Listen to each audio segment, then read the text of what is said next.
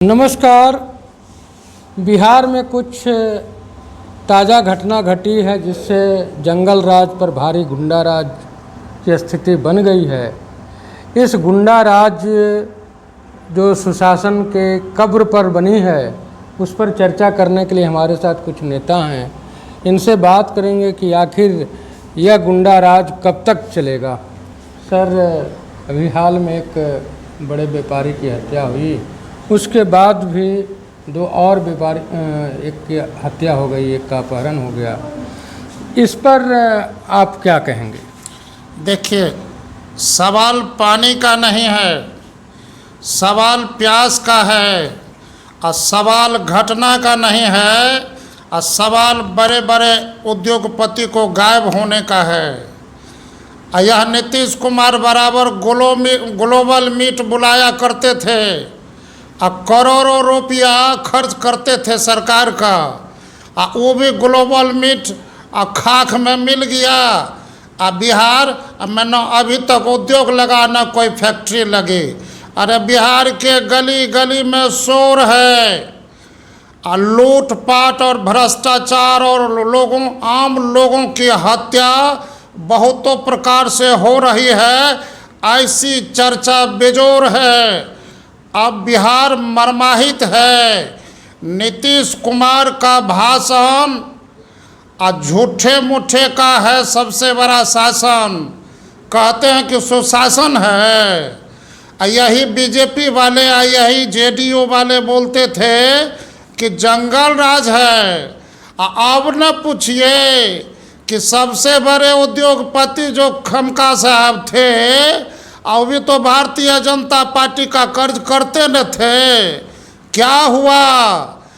एकदम senior SP के आवास के पीछे रिजर्व बैंक के बगल में सेंट्रल पटना के बीच में वैसे लोगों को मौत का घाट उतार दिया गया।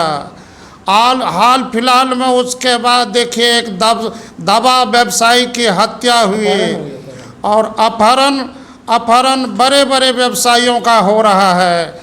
अब बिहार में सिवान में देखिए 7 लोगों की तलवार से हत्या कर दी गई। ये क्या हो रहा है नीतीश जी? आपका शासन खाली स्टेज पर चढ़ के झूठे न दे रहा है भाषण, और कहते हैं कि सुशासन है। आप ही कहते थे कि जंगल राज है। आपका ये मंगल राज थोड़े है, जीना हराम हो गया है। आपके इस राज में शाम ढलते हैं कोई भी प्रतिष्ठित माँ और बहन अपनी इज्जत की दुआएं इंसान लोगों से मांगने पर आतुर हो जाती है। आखिर क्या माहौल है? बिहार का माहौल तो संशय से भरा हुआ यह माहौल अब नीतीश कुमार को गद्दी खाली करने पर मजबूर करने पर बेबस है। अब बिहार में देखिए हर एक प्रकार की गड़बड़ी है। आपके सरकारी योजना में तो लूट सको तो लूट, और नहीं तो जाएगा छूट वाली योजना चल रही है। आपके सरकारी विभाग में बिना लेन देन का तो कोई काम होता नहीं है। अब तो सुशासन कहे के लिए कहते हैं, अब तो यह कहने दीजिए कि अपराधियों वाला शासन है। जब तक राजनीति में से अपराधियों को टिकट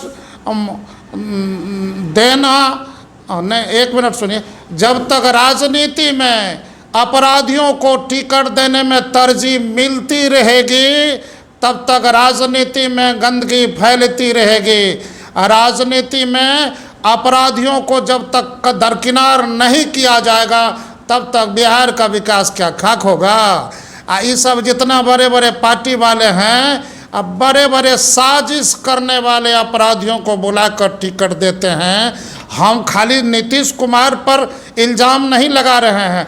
आपके चैनल के माध्यम से बड़ी बड़ी पार्टी, चाहे राजद हो, लोजपा हो या भारतीय जनता पार्टी हो, जिसके चुनरी में दाग लग गया है वैसे लोगों को बुला करके टिकट दिया करते हैं। तब बिहार का विकास क्या खाक होगा? उसमें तो वैसे लोग तो खाली मर्डर करवाएंगे, साजिश रचेंगे, शोषितों को और भी शोषण करेंगे, गरीबों को परेशान करेंगे।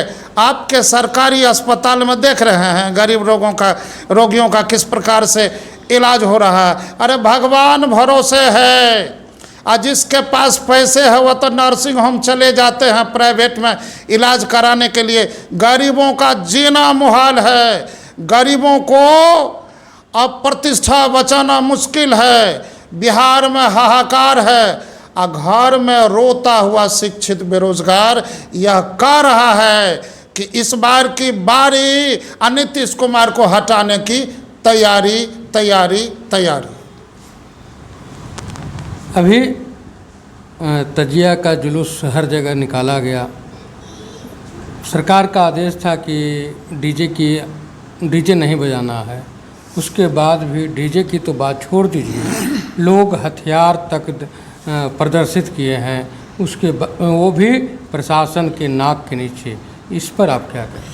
देखिए, बिहार के आम जनता में शासन का डर खत्म हो गया है। जिस तरह से बिहार में शराब यह तो जीवन के लिए खराब है ही, और भूत प्रेत की तरह शराब प्रकट हो जाता है, यह तो हर एक जगह चर्चा का माहौल है। अब नीतीश कुमार जो चीज़ बंद करते हैं वो चीज़ ऑटोमेटिक बड़ी रफ्तार में चलने लगता है। देखिए, शराब, दारू, गुटखा, अभी बहुत प्रकार का नियम लगाए कि दारू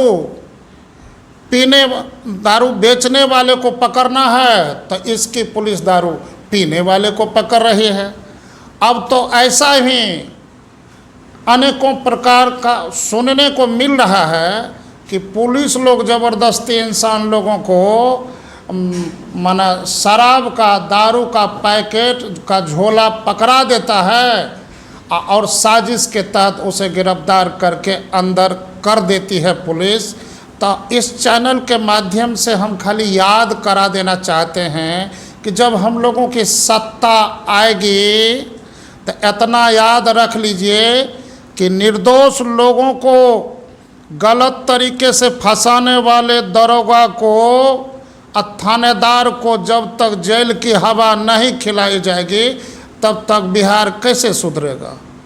और हम तो आपके चैनल के माध्यम से सरकार से ये भी मांग कर देना चाहते हैं कि अचानक कोई भी आदमी किसी भी सड़क पर एक्सीडेंट कर जाते हैं और उसकी स्थिति जीवन मरण की हो जाती है, वैसे एक्सीडेंट करने वाले लोगों को जो 20 मिनट के अंदर अनजान लोग भी हॉस्पिटल पहुंचा देते हैं, तो वैसे लोगों को पुरस्कार के रूप में 25,000 रुपया सरकार की तरफ से मिलना चाहिए और सहायता राशि मिलनी चाहिए।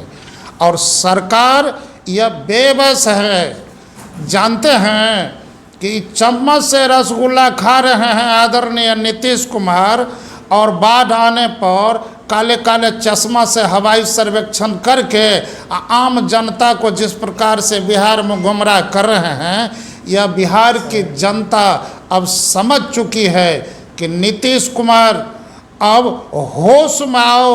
और इस बार जो 2025 का बिहार विधानसभा चुनाव है उसमें ये निश्चित है कि मतदाता ऐसा मतदान करेंगे कि अब नीतीश कुमार की खैर नहीं रहेगी।